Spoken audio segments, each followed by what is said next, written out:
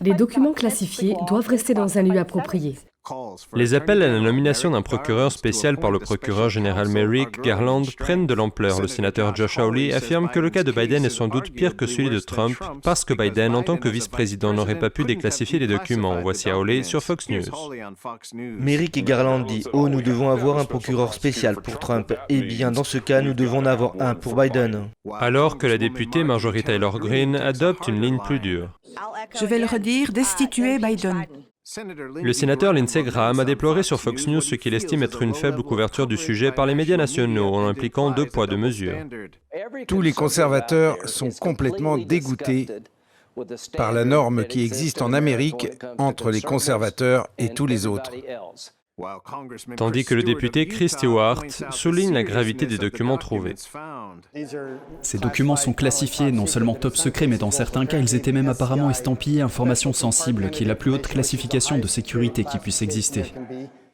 Au cœur du scandale des documents classifiés de Biden se trouve le Penn Biden Center. Les questions abondent concernant les dons chinois à l'université de Pennsylvanie.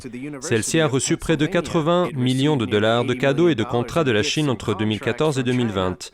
Et le Washington Free Beacon rapporte que des dons étrangers ont triplé au cours des 2 années qui ont suivi l'ouverture du centre Biden en 2017. La plupart de ces fonds provenant de Chine. Un porte-parole de l'université de Pennsylvanie a déclaré que l'université est entièrement conforme à la loi fédérale concernant la déclaration des cadeaux et des contrats étrangers.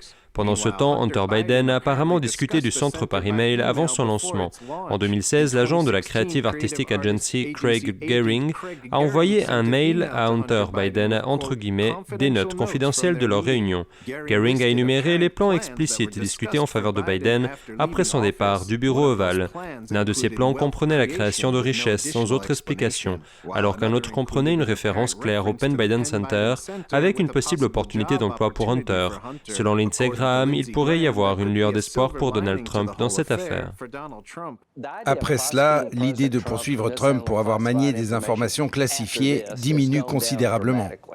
Par ailleurs, le député Jamie Raskin affirme que l'administration Biden a fait tout ce qu'il fallait après avoir découvert que ces documents se trouvaient au mauvais endroit. Daniel Monaghan, NTD Actualité.